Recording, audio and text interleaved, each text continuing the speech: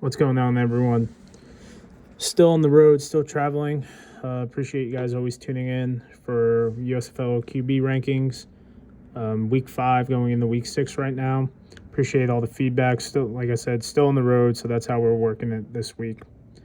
Beginning our rankings, I'm going to do my honorable mention. Obviously during this halfway through the season, it seems that Alex Magoo and MBT have been the top echelon of quarterbacks, with Troy Williams and Cole Kelley kind of coming, in that next tier. Kenji Bahar was obviously pretty high up there as well, but he was out this week due to injury. We saw Terry Wilson make his first start with Montel Cozart, and that goes and leads us into our honorable mention. So Cozart was our honorable mention, playing in that 2 QB system, threw a couple passes. He was on the Stallions last year for a while. Was their QB3 for most of the season, QB2 at times when Magoo or Smith was hurt, got traded in the offseason for Jalen Morton. Jalen Morton made his USFL debut not too long ago, but Cozart came in, that two QB system. Nothing too crazy with that, but, Cozart making his USFL debut. He was in the CFL for a while as well, so it's nice to see him get that finally get a chance in the USFL. Coming in at number 10 for our QB rankings is going to be Josh Love, Michigan Panthers. Last week I had him at 8. Love went 8 of 12, 68 passing yards, 1 TD, 1 pick, 1 rushing attempt, 3 rushing yards. So the big thing about Love this week is that his workload obviously took a backseat to Carson Strong. It's been happening over the last 2 weeks. Obviously, Carson Strong just went on an injured reserve, so it does look like now we'll see at least a full workload from Love. I wouldn't be surprised if Eric Berrier, now that he's the QB2, gets any sort of playing time and whatnot. Panthers offense has been very stingent. It was a lot of dinking and dunking from Love. He did throw like a 5-yard touchdown pass to Cole Hikatini, his tight end.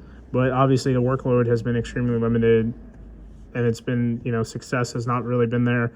I think it's a scheme thing personally. Love doesn't have the strongest arm. He struggles sometimes to hit out routes, hit the far side of the field. But in the end, it does seem that week 6, Love is the guy. Coming in at number 9, Carson Strong, Michigan Panthers. Last week I had him at 7. 13 of 23, 94 passing yards, no touchdowns, 1 pick, 3 rushing attempts, 10 rushing yards, 1 fumble. Guys, Carson Strong was a little bit mobile this week, running around and rolling out a couple of rushing attempts based on broken plays. Obviously, he's hurt now. Source says it is the knee injury that's coming through. Big loss for Strong as a man. Obviously, just had a family, but the thing is every one time you think of Carson Strong, you think of knee injuries. It's no different now in 2023. It's a real shame. A lot of hype coming into the season. Was regarded as a first-round pick before the knee injuries, all his medicals at the combine. These 2 QB systems, a lot of these teams were running in 2022, haven't been as effective in 2023. I wrote that in the article that it seems the trend is over. I had Strong coming into the season at number 5. He's going to end this year with just over 200 passing yards and 1 touchdown to 2 picks. Brian Lewerke was signed in this place. Coming in at number 8, I got Terry Wilson. Last week he was at number 9.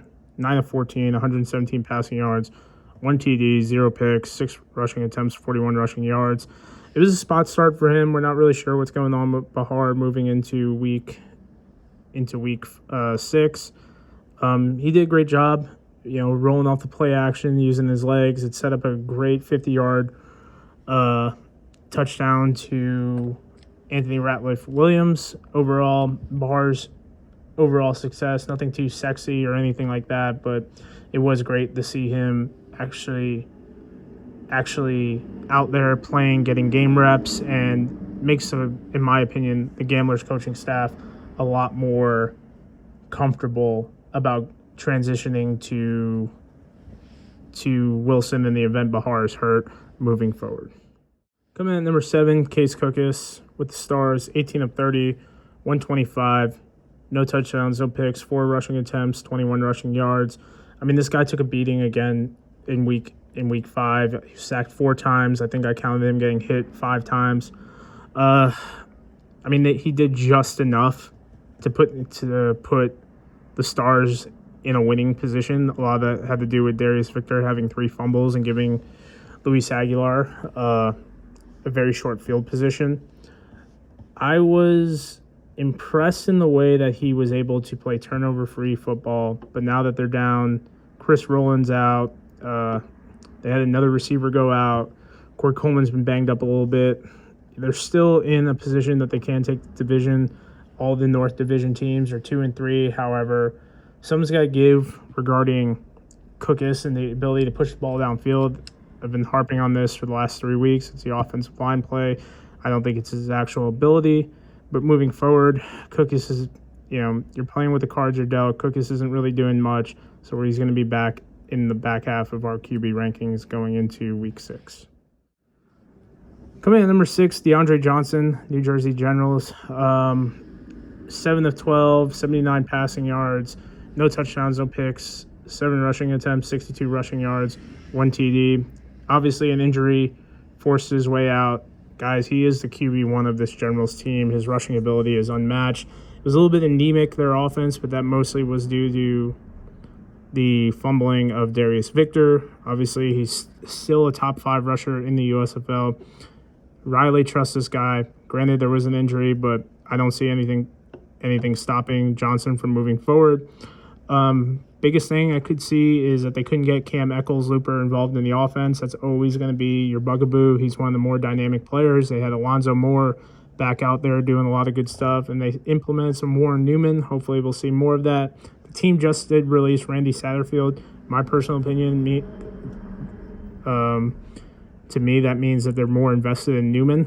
Satterfield was kind of awesome because he was the first, USFL player to make that big catch. I think he had the first touchdown as well, but, last year from Luis Perez, it was like 49 yards downfield on a play-action pass. Really enjoyed watching Satterfield. Really enjoyed watching Johnson throw the ball more. He only threw 12 times. Obviously, there was an injury. The Generals threw 24 times overall, but when you have a 3-headed monster with Trey Williams, Darius Victor, and DeAndre, you don't really need to be throwing the ball over the field. Regardless, Johnson's improved as a passer. Really liking what he's got going on moving in the next week if he's healthy. Coming in at number 5, Kyle Lauletta, New Jersey Generals. Wasn't ranked. USFL debut in 2023. Last year he was on the Maulers. I've had people say, can't trust anything the Maulers quarterbacks did last year. It's a totally different team. 1 and 2, just different system. And we saw Josh Love have some early success this year. And we saw Kyle Lauletta do that in his, week 5 appearance. He went 10 of 12, 111 passing yards, a pick, no touchdowns, 1 rushing attempt, 1 rushing yard for a touchdown. I mean, Lauletta almost led the team back. He threw an awesome play-action 2-point conversion to one of his tight ends to tie up the game. Gave the Generals a shot, and that's all you can ask for from your backup quarterback. Wasn't sure why he got the elevation. Personally, I think it was because Prue Cup and Johnson have too similar of a skill set. Adding in that Prue Cup just had a kid, so maybe it wasn't at practice. But Lauletta, continued, next man up mentality with DeAndre Johnson. They did a great job. Overall, threw for almost 200 yards combined with only 7 incompletions. Can't get much better from your quarterback position, pushing the ball downfield. But Lauletta showed out. That interception wasn't his fault. It was off a tip pass or a drop pass from his receiver.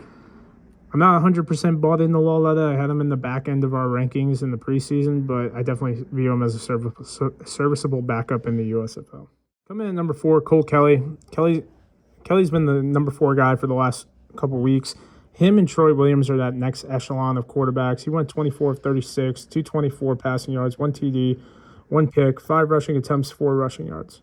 Something that I'm really intrigued about Kelley is that his ability to avoid sacks, and that's not his elusiveness, that's his ability to get hit, and it's so hard for him to take him down. So obviously, what does that mean? It means that they're keeping it a second and third, instead of second and third and longs, they're second and third and manageable. So they still stay at 2nd and 10, 2nd and 7, and then turning into, 3rd and 10 rather than 3rd and 17 or 2nd and 17 or something like that. I think that factor that he brings based off his size is so underrated because even though he's not the fastest guy, he's able to keep the team competitive. I really like Kelley. I really like what he's doing. He's obviously reinvigorated this Memphis team moving forward. I'm pretty excited to see what he can do. But in the end, the Showboats coming from that 0-3 hole, they're one of the more competitive teams and a team to watch going into the back half of the season. Coming in number 3, I got Troy Williams. Kenji Bahar being out obviously helped the stock in addition to him winning Offensive Player of the Week. 15 of 19, 184 passing yards, 2 touchdowns, 1 pick, 10 rushing attempts, 59 rushing yards, 1 TD, 1 fumble.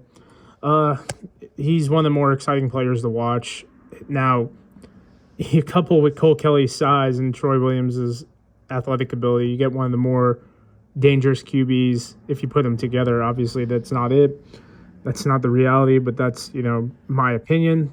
Williams he took a good step forward in his passing ability. He hit Bailey Gaither a couple times downfield on the sidelines, and it was really great to see that he's maturing as a passer. Still freakishly athletic on the ground game. No one's talking about this as much, but Terry Poole has been one of the more exciting players to watch on that offensive line because of how effective he's been, and he's been a calming force. Now, PFF doesn't have him graded as high as I think they should be because I do feel that Williams' rushing ability kind of hurts Poole a little bit. And when I say that is when he's running around, if Poole is blocking for 5-6 seconds, and then the play gets broken down, it becomes a sack. If, like Breland Speaks got a bunch of hustle sacks in week 4. Now, Williams' strength, and talked about it ad nauseum, is the rushing ability. As long as he keeps healthy and keeps upright, the Maulers are going to be a lot more competitive than they were in 2022, obviously. Coming in number 2, I got Alex Magoo, Birmingham Stallions. Last week he was 2 as well. He went 24 of 37, 209 passing yards, 2 TDs, 6 rushing attempts, 76 rushing yards. Last 2 weeks have been a little bit of regression for Magoo. He hasn't been as effective. I counted about 3 drops from his Stallions receivers. There was 2 passes he threw short when he was rolling out. He didn't set his feet. Obviously, that's not what you want to do, but he kind of skipped the ball to his receivers. He's top 3 in passing, top 6 in rushing. He's one of the more underrated players in the league. Obviously, he's won an Offensive Player of the Year award, but I think the success of MBT has kind of cooled the Magoo hype. This Birmingham team obviously losing last week to the Gamblers, big loss, kind of makes things in the South Division a little bit more tighter. But as long as Magoo is playing quarterback, as long as he's trusting his legs, guy can throw the football. He just needs, when he's rolling out, to get a little bit more set. Still is a pass-first quarterback, even on the rollouts, but obviously has the crazy athletic ability to, rip off 28-yard runs, as he did a couple times last week. Coming number 1, obviously McLeod Bethel-Thompson from the New Orleans Breakers. While his statistical performance wasn't as great, my thing is that he has been the most consistent quarterback for the USFL. In that every week, you kind of know his stat line. He's going to go to that, 200, 300 passing yard game. He's got to clean up those turnovers. I think that's more indicative of his offensive line. I saw his left tackle, give up some easy sacks, not much resistance. The tackle just ripped through, the defensive end just ripped through the hands, made it way too easy for him to get hit. And when you're getting hit on the blind side, it's a fair game. Really, really excited to see what they're doing. Obviously, they're 4-1, so 1 loss isn't going to destroy anything. But I think the MBT story, it's been talked about ad nauseum. Love to see this guy get a CFL championship, CFL Grey Cup, and then a USFL championship. But 25 of 35, 206 passing yards, 1 TD, 1 pick, 0 rushing attempts, 0 rushing yards, 2 fumbles. But his overall workload, in which he's been the top passer in the USFL, is why I'm keeping him at number 1. Guys, those are my USFL QB rankings. I appreciate you guys tuning in. Reviews have been pretty okay. Gaining a subscriber or 2 every time I post this video. So appreciate the feedback, a couple comments, all that goofy stuff. As always, we're going to be doing this throughout the whole season. So keep tuned, stay tuned, all that good stuff. Find my articles on USFL News Hub and break it down a little bit even more. Thanks, guys. Bye.